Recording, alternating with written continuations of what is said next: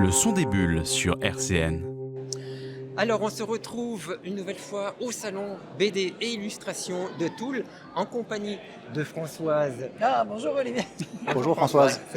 Et de Thierry Martin. Bonjour. Bonjour Thierry. Bonjour. Alors comment ça va déjà? Très bien, merci. Très bien. Tu connaissais déjà ce lieu? Oui, L'atelier à Toul. j'ai découvert ça une fois à l'occasion d'un concert de mon fils ici. Ah, très bien. Ah, ton fils est venu jouer? Ouais. Ah oui, d'accord. Donc tu étais spectateur et là aujourd'hui tu es un peu acteur, Les artistes. on va dire, artiste. Alors tu es venu présenter quoi à ce salon? Moi. Ah ben on en parlait Voilà. justement. Voilà, bravo. Ça En aide, fait, toi, je suis venu parler de mon présenter mon dernier livre, Le Balayeur des Lilas, puis en même temps aussi quelques-uns de ma production personnelle et autres. Oui, Voilà. dont le dernier souffle. Voilà, Dernier Souffle, Et Le Maraudeur, qui était en fait un petit travail, une petite expérience narrative pour le plaisir de la BD. Oui. Sinon, mon dernier ouvrage grand public, c'était Le Balayeur. Oui. alors le balayeur des lilas, Alors, il est sorti. C'est pas radiophonique, mais comme on est filmé, je vais ouvrir. Ah oui, parce que ça c'est quand un même petit la peu magie. la particularité De cet objet. de cette. Oui, c'est je un voulais- objet, je voulais C'est un pas livre-objet, le oui. laisser. un livre-objet. Ça s'appelle Un Leporello. un leporello, Voilà, un livre accordéon un livre accordéon. aussi, plus simplement. Et quelle musique t'as voulu sortir avec ce livre accordéon et ce balayeur des lilas? Raconte-nous un petit peu. Alors en fait, au départ, c'est une commande de l'éditeur. Enfin, c'est une proposition de l'éditeur de travailler dans cette collection-là, qui est donc une collection de Leporello, où le concept, c'est de réfléchir ce qu'on peut faire avec ce genre de livre-objet. C'est-à-dire que c'est un livre qui se déplie, mais c'est aussi un livre qui se lit d'une face et d'une autre, qui peut Un se palindrome. regarder dans un sens ou dans un autre, en montant, en descendant, de droite à gauche ou recto verso. Donc à partir de là, quand elle m'a proposé cet objet-là, moi sur le principe j'ai dit oui, parce que ce genre d'expérience narrative c'est quelque chose qui m'intéresse beaucoup dans la bande dessinée. Et après il fallait juste effectivement trouver l'idée. L'idée. Et alors elle t'est venue comment cette idée? Il se trouve qu'à l'époque quand quand elle m'a proposé ça, je faisais une expo à Nancy à la Douaira et il y avait un principe de page en fait de narration que j'ai repris pour le balayeur, qui est en fait de séquencer des petites scènes de la vie du quotidien sur une pleine page. Et de là, en fait, je me suis dit, c'est peut-être l'occasion de travailler sur cette idée-là. Et il me fallait un personnage. Et il se trouve que j'avais croisé un vieux monsieur qui balayait une rue. Et là où ça m'a interpellé, c'est que quelques jours plus tard, je retrouve ce même monsieur, mais beaucoup plus haut dans la rue. Et là, ça m'a interpellé. Je me suis dit, qui est ce monsieur? Pourquoi il fait ça? Et je dis, ça peut être un personnage intéressant pour une bande dessinée, puisqu'en fait, c'est quelqu'un qui va effectivement se promener dans différentes rues. Et donc, du coup, il peut devenir le fil conducteur d'une histoire. Il peut devenir acteur, spectateur, où il est hors champ. Et c'est l'occasion, effectivement, d'observer des petites scénettes de rue. Et comme je suis un grand fan du cinéma de Jacques Tati, Ah oui. c'était pour moi l'occasion de lui rendre hommage. Et aussi rendre hommage à un auteur de bande dessinée américain qui est aujourd'hui décédé, qu'on appelle aussi le père du roman graphique, là, qui s'appelle Will Eisner, qui a fait pas mal de choses comme ça, similaires sur les gens à New York. Moi, plus basique dans les dessins, ça me fait penser à des petits dessins de Sampé. Voilà. Qui avaient l'air de Et, des clichés aussi. Et comme après, ça, il y a des- effectivement, ça renvoie forcément à Sampé, parce que sa poésie est tellement forte que d'office, effectivement, il y comme avait Tati. ça. Ah ouais, c'est Donc des- c'est un peu ce mélange de ces trois références-là pour faire ça. Alors ça veut dire que ce balayeur existe vraiment ou a vraiment Alors existé? aujourd'hui, il est décédé, ouais, Oui. mais en tout cas, l'idée de départ, ouais. Oui. Et même son balai. Ah, même le balai? Oui, Et- pour la petite histoire, en fait, il se trouve que dans la rue où il balayait, c'était la rue de mon kiné. et un jour où je vais chez mon kiné, je vois son balai posé devant la porte, et c'était un monsieur qui habitait au-dessus de mon kiné, qui m'a raconté effectivement un peu son histoire. Juste comme ça pour savoir, il a été au courant que...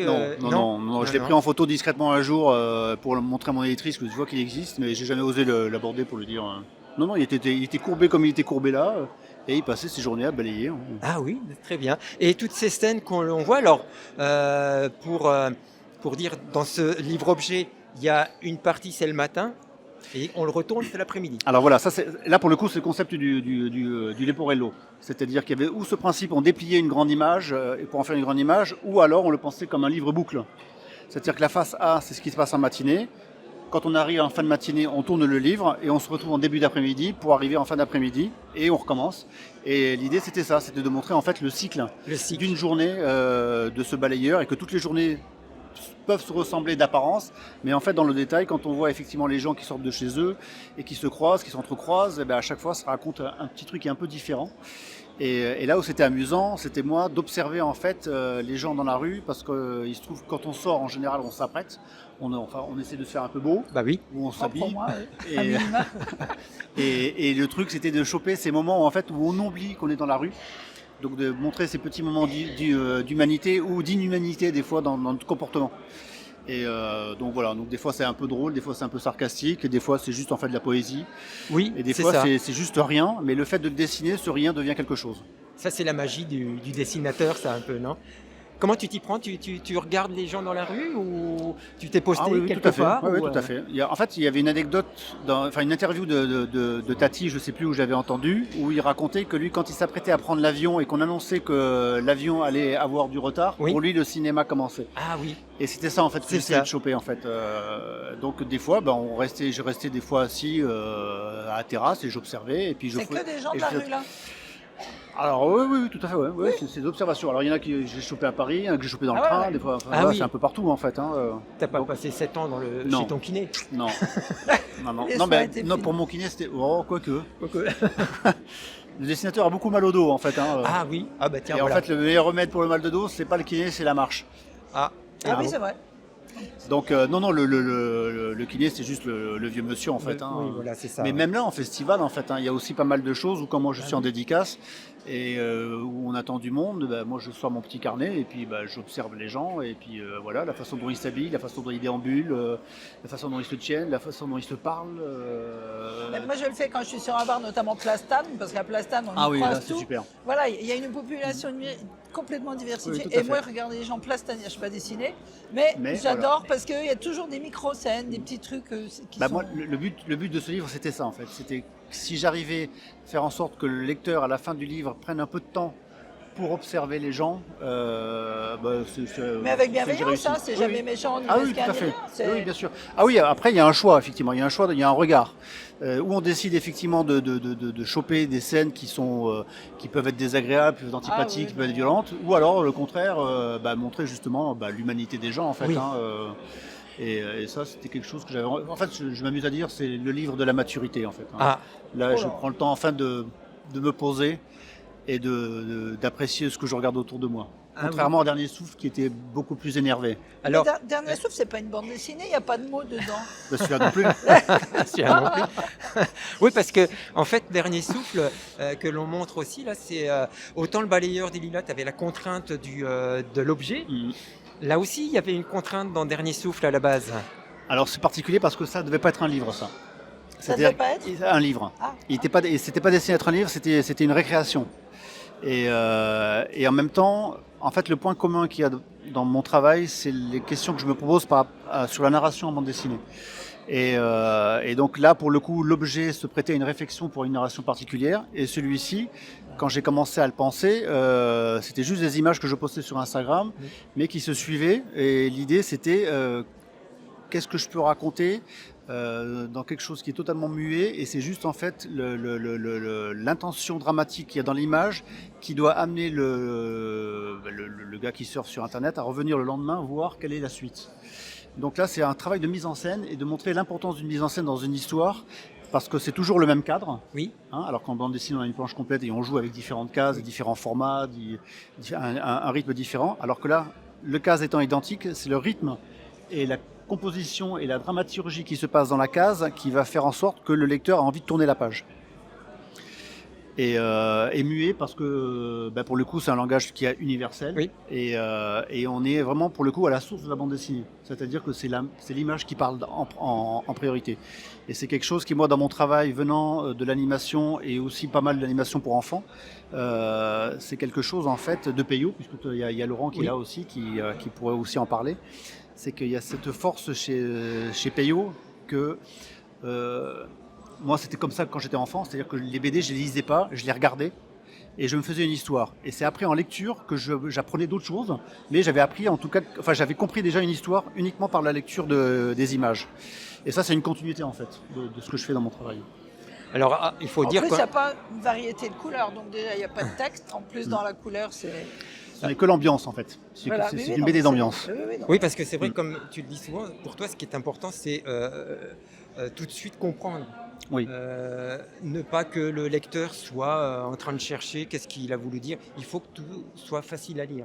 Alors, en tout cas, qu'il ait une impression où il ait compris quelque chose. Après, il a une interprétation. Après, il faut qu'il ait aussi un effort d'imagination pour peut-être interpréter aussi. Donc, il a un effort aussi à faire là-dessus. C'est-à-dire qu'en fait, quand il y a du texte, souvent, en fait, le lecteur va se focaliser sur le texte et ne va pas analyser l'image. Ah, tout à fait. Il a survol, Mais oui, il va comprendre quelque chose, vrai. une impression, Mm. mais il va pas rentrer dans le détail. Là, pour le coup, il doit faire cet effort-là. En fait, c'est la base aussi du cinéma muet. Hein. Moi, j'ai adoré les films muets. Et Ah quand oui. je regarde les films muets encore aujourd'hui, je m'aperçois qu'on n'a pas fait mieux au niveau narratif. Ah oui. Parce qu'en fait, il se posait des questions pour que ça soit le plus limpide et le plus clair possible. Mais après, si on veut prendre le temps d'analyser, on va essayer de comprendre effectivement l'importance de ce qu'on décide de montrer et aussi de ce qu'on ne veut pas montrer. Ce qui est dans le champ et ce qui est hors champ. Ah oui, Et, très bien. et là, pour le coup, c'était cet exercice-là que je m'étais essayé de me donner là-dessus.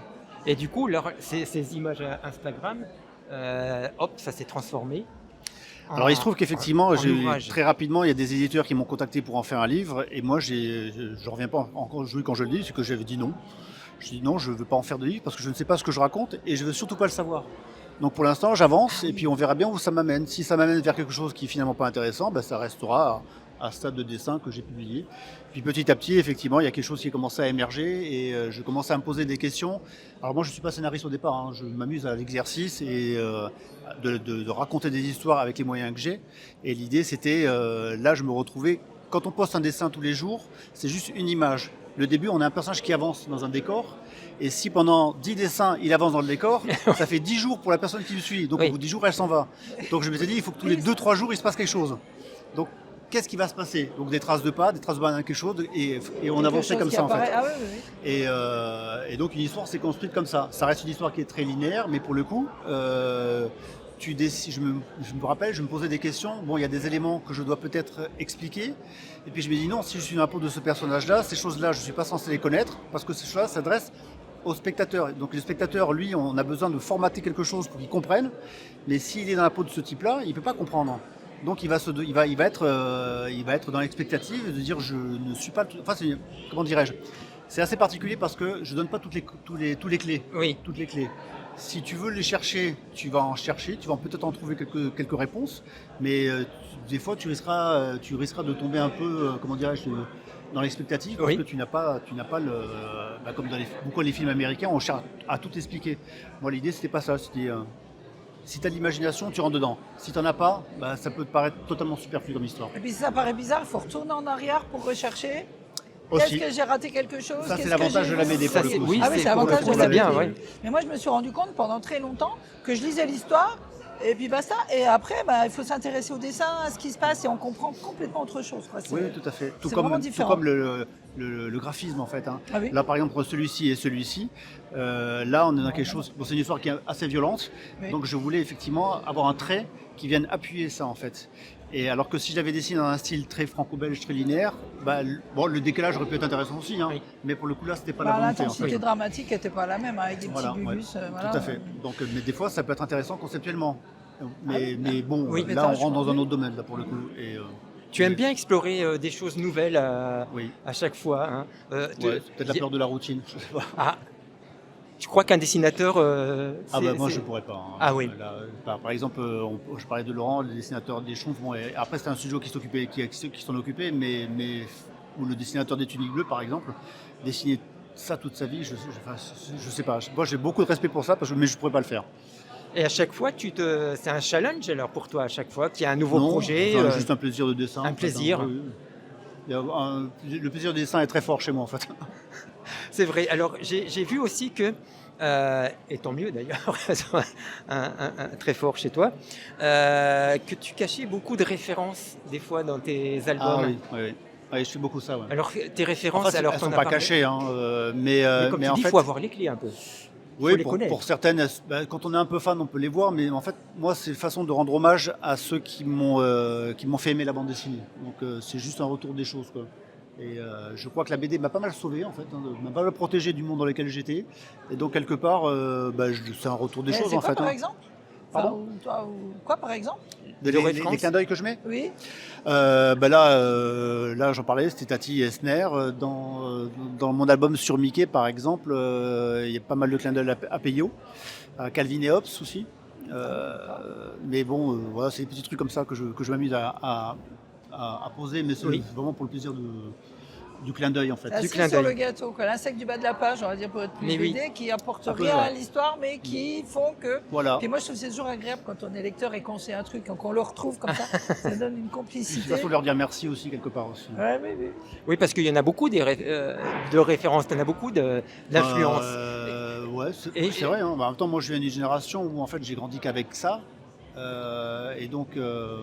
Oui, j'avais enfin, noté c'est un par peu exemple normal, quoi. Peyo, Will Eisner, Winsor Ouais, McKay, Mobius, Voilà, Frambin, Giraud, et j'en là. passe. Et j'en passe, et des meilleurs. Et tu as aussi participé sur la piste de Blueberry. Oui, c'est vrai. Là aussi, Jean Giraud, c'est un hommage que tu... Alors, en fait, moi, j'ai été surpris quand l'éditeur m'a appelé pour me proposer de faire quelques pages sur Blueberry. Donc, Alors pourquoi tu as été surpris? parce qu'en fait, ceux qui... Enfin, je sais pas, je pensais pas avoir le niveau, en fait. Parce que Blueberry, quoi, en fait, je veux dire, le niveau de Giraud, c'est notre maître à tous, on va dire, en tout cas dans ce genre-là. Donc, si on te demande, forcément, tu te dis, il faut que je fasse quelque chose qui soit pas à la hauteur, parce que c'est pas possible, ne serait-ce que sa cheville, quoi, déjà. Et puis tu dis, bon, allez, hein, si l'éditeur a vu qu'il y a possibilité de faire oui. quelque chose, Ah oui, c'est ça, faut faire confiance. on va essayer, quoi. Et puis, comme il connaissait mon travail sur Dernier Souffle aussi, donc je me suis dit, tu vas pas faire du Giraud, c'est pas la peine, donc Et fais non. plutôt de ce que tu sais faire. Et Et puis, ça fonctionne essaye, très quoi. bien. Ça fonctionne très bien Bah, sur cette petite histoire qui...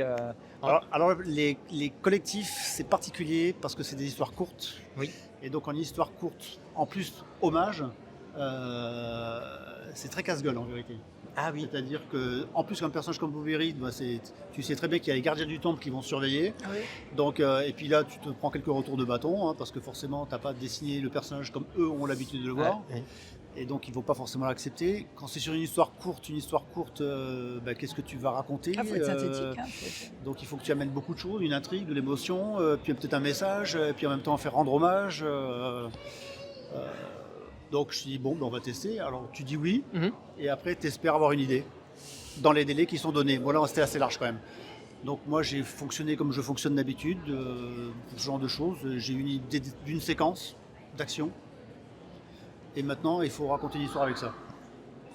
Et je me suis un peu cassé la tête pour me dire comment justifier le pourquoi de cette action. Et puis Ah oui, d'accord. et puis j'ai dit, quand j'ai eu l'angle, je me suis dit, bon, on va aller là-dessus. Et puis mon idée, c'était par rapport à Blueberry et le genre western. C'est un genre, en fait, ils s'entretuent tous en fait, là-dedans. Et en fait, c'est le rapport à la mort qui me pose un problème, en fait. Hein. Ils dégomment des gens et puis après, ils passent à autre chose. C'est le fait d'enlever des vies. Ça reste assez perturbant et je dis je vais essayer quand même de travailler là-dessus où le personnage se retrouve dans une situation où il doit se défendre. Mais par contre, ça l'a quand même impacté quoi en fait. Hein, et comment ça va le marquer. Quoi. Voilà. Et ça a marché. Des projets à venir? Pas mal. Pas mal. Je peux gagner pas du tout. Non, pas mal.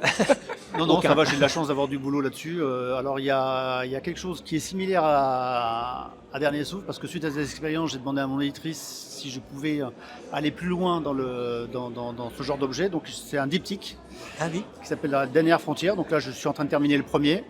Mais en fait, ça ne sortira que quand le deuxième sera quasiment terminé. D'accord. Pour que, comme c'est un bouquin qui se lit vite, il faut que le délai entre les deux volumes soit très court quand même. Dernière oui. frontière.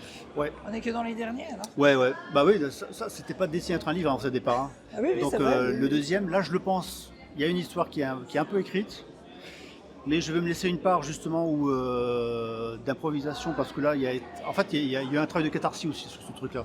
Sans m'en rendre compte, je ne vais pas le développer ici, mais je me dis il y a un truc sur lequel je dois travailler et ça peut être intéressant pour le coup des fois de laisser On va parler le son lire inconscient. différemment. On mettra un canapé Ouais, la je le prochaine redirai fois. après si tu veux me dire en interview, c'est un peu Non, long. non. Mais donc il y a ça, il y a enfin je suis sur 2 westerns en fait. Ah oui. Pour le coup, et après ce sera fini. Assez violent, et j'en aurai fini avec la violence après. Donc je Avec termine la là-dessus. violence et le western ou... Oui, c'est 2 westerns très méchants. Ah oui. Mais le western, c'est pas fini. Alors, Et ça, je sais Jerry pas. Holland, on l'attend un peu, non? Alors ça c'est autre chose.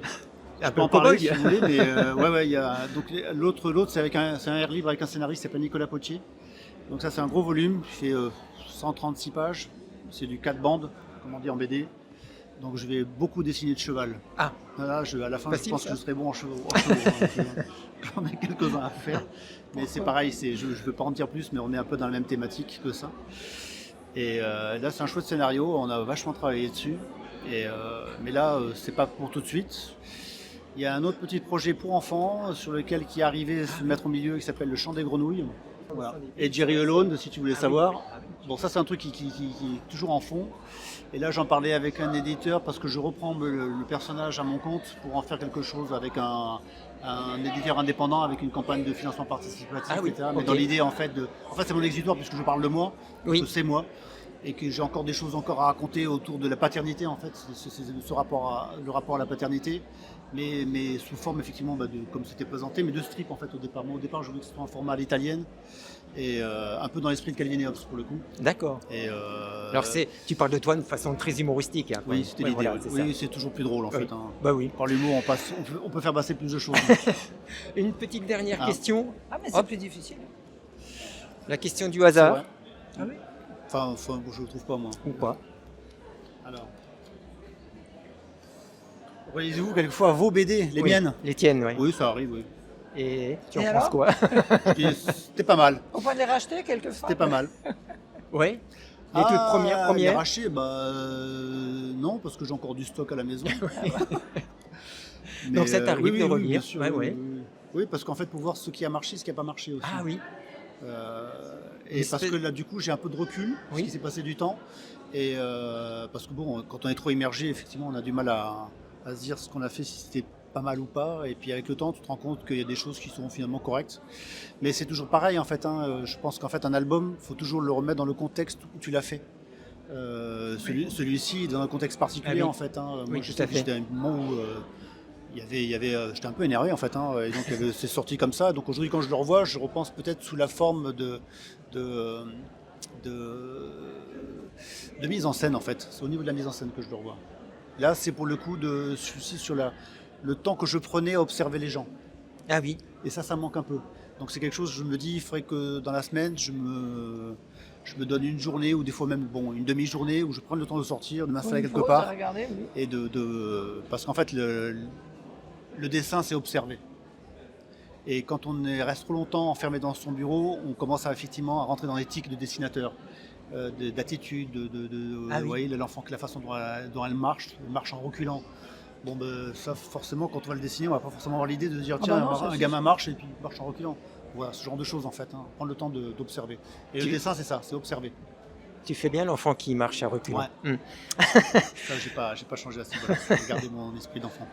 Bah écoute Thierry, merci beaucoup pour cet échange et d'avoir C'est moi qui vous remercie. Ouais, d'avoir merci. voilà Et d'avoir amené des expliqué. ouvrages aussi beaux. voilà qu'on rappelle le balayeur des Lilas.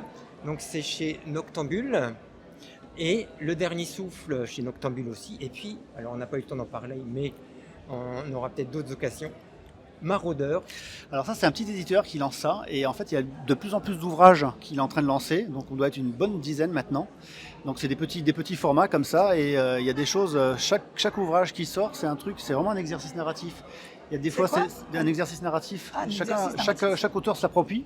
Donc il y en a, c'est juste des illustrations, des peintures. Il y en a d'autres qui vont expérimenter quelque chose. Il y a une thématique où chacun fait ce qu'il veut, comme Non, il non, veut. chacun fait ce qu'il veut. Il y a une règle de base, il y a un point commun. C'est l'objet. C'est l'objet. C'est Ah tout. d'accord, chacun prend et voilà. Alors c'est quel éditeur du coup? C'est Comac qui fait ça. Comac. C'est Rita Édition. Rita Édition. En fait, au départ, c'est un magazine créé par Jeff Pourquier, qui est auteur de BD. Et ça, c'est un truc qui est venu un peu en parallèle. Et depuis quelques temps, il y a pas mal de petits numéros qui sortent comme ça. Eh ben très bien. Bah écoute, merci Thierry C'est moi. encore, Ah oui, merci. merci, à bientôt. Et Au puis plaisir, on te souhaite un bon salon. Tu es là encore demain. Oui. Très tout à bien. Merci. Merci. Bonne à fin de bientôt. journée. À bientôt. Merci.